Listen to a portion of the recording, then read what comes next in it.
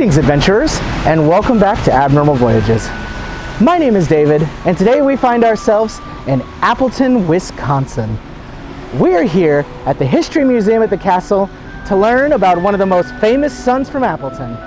He grew up to be probably the world's most famous magician and one of the greatest entertainers ever. His name is Eric Weiss, or as you may better know him, Harry Houdini. Tag along.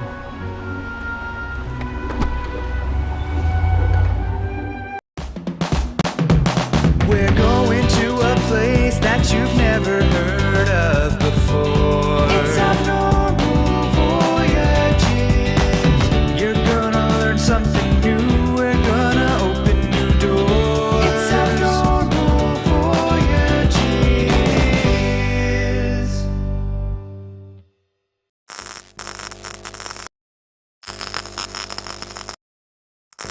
And here we are at the actual Houdini section of the museum.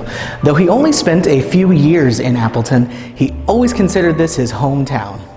Let's see what all they have. Though born in Budapest, Houdini always pointed to Appleton as where he was from. Perhaps he did this instead of saying he was from Hungary to appeal to the masses as an all-American performer. But either way, Appleton was always in his heart. And as he moved here when he was 4 years old, this really was the only hometown he could remember. This was similar to how he went by Harry Houdini as opposed to Eric Weiss. Eric styled his famous moniker after one of his idols growing up, the great French magician Jean-Eugène Robert Houdin.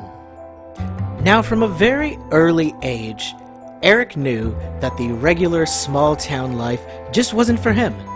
He had a great love of performing and being in front of an audience, and one day when the circus came to town, he finally got an opportunity to act on that. Eric was enamored with the showman lifestyle, so much so that at the age of 12, he ran off to join the circus. Things like this, which is a balancing machine, which you can kind of see how long you can balance for, were very important to him because Eric actually did not start out as a magician. He decided to be an acrobat.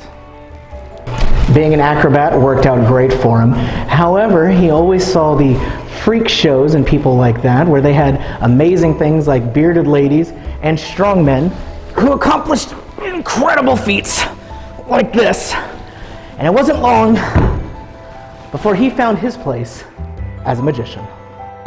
The traveling performer lifestyle truly suited Houdini. He was able to see the whole country and show off his impressive skills. Each night he would pull off more and more fantastic illusions. And the longer he did it, the better he became at it. His personal life began to blossom as well. He met a fellow performer, Wilhelmina Beatrice Rayner, who would become his wife and lifelong stage assistant under the name Beatrice Bess Houdini. His fame continued to grow, and soon everybody knew the name Houdini. One of the things Houdini was best well known for was, of course, his miraculous escapes. He would actually invite local police and jails around him to lock him up, handcuff him, and somehow he would always escape. Houdini did this by hiding keys in different places, either around the locks or on his body. Sometimes he would even ask them to do it while he was completely nude, just to prove there's no way he had a key on him. But of course, Houdini did. And before you know it, he escaped. It wasn't long before miraculous escapes became Houdini's signature act.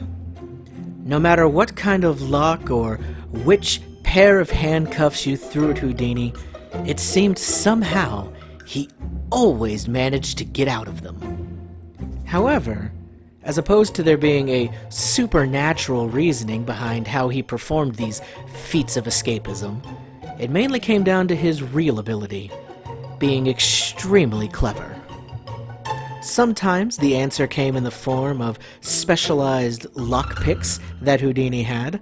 Other times, he would bribe somebody to steal a key the night before so that he was able to duplicate it and have it hidden on him somewhere. There were even instances of Houdini swallowing the keys that he made and then forcing himself to regurgitate it back up to get out of the lock. No matter the challenge set before him, or how high the impossible odds may have seemed, he found a way to overcome it, and the audiences loved him for it. Though he was considered the king of handcuffs, it wasn't long before there were imitators doing exactly the same things as he was. If he wanted to keep public interest, he knew he had to come up with some new acts. A lot of these became legendary staples, such as the giant milk jug filled with water that he was locked within and had to escape before he drowned. The secret to this lay in its construction, where the top lid was very easy to move once you were inside. Another very popular trick was the Chinese water torture cell.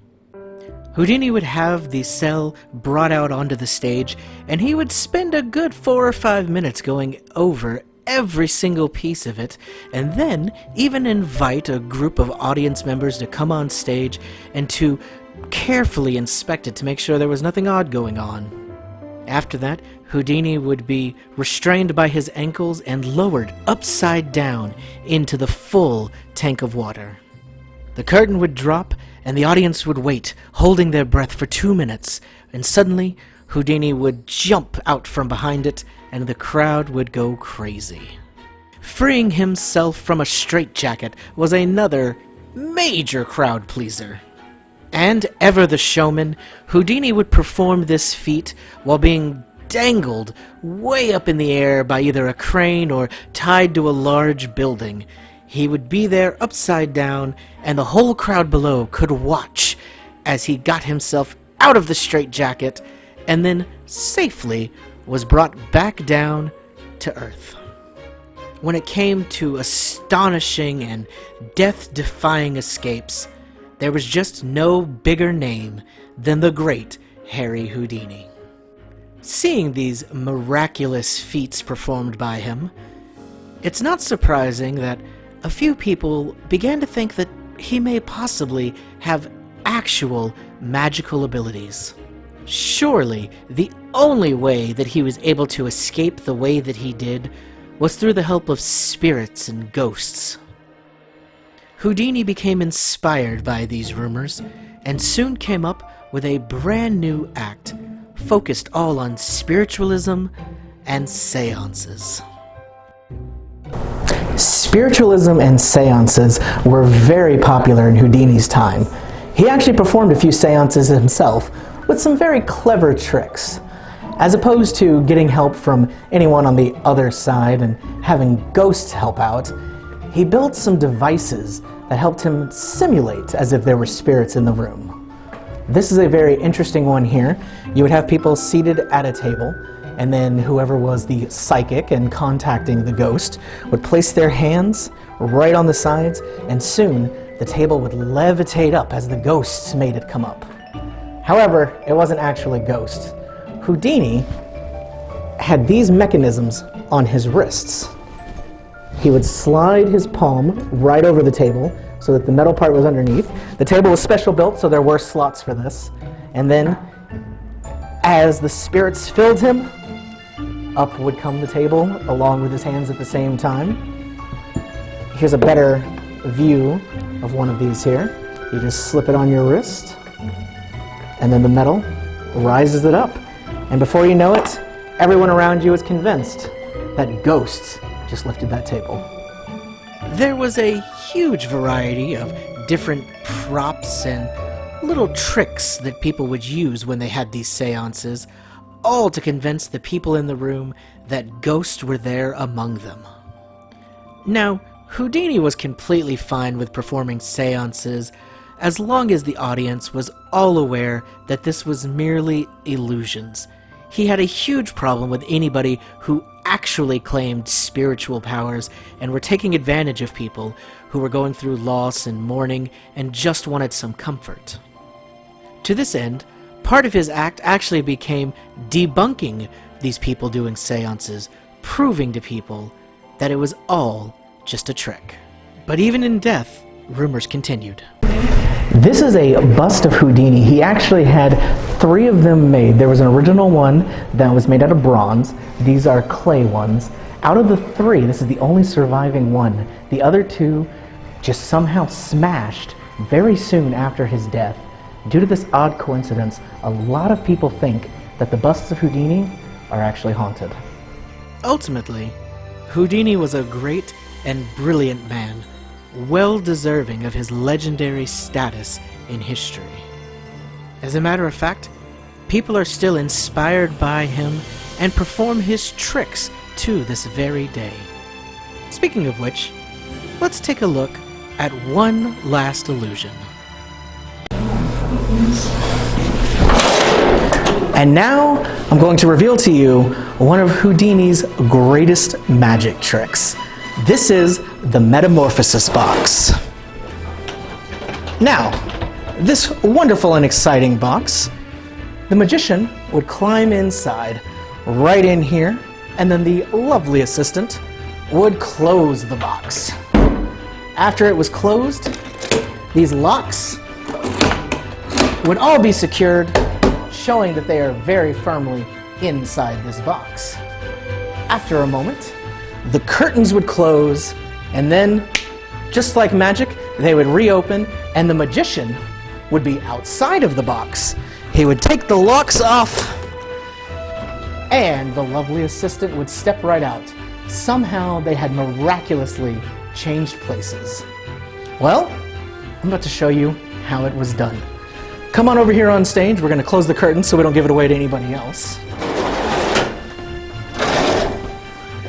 Now, this was a very simple trick, and it was all about showmanship and how you presented it. Once the magician climbed into the box, there was a secret door right here on the side.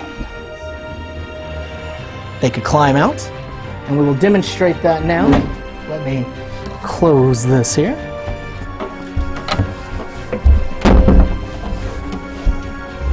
And then alakazam. The magician crawls out of the box, the lovely assistant crawls in, closed up, and the magic happens. Well, that's all the time we have for today, adventurers. Thanks for making magic with us. My name is David, and this has been Abnormal Voyages. We'll see you next time.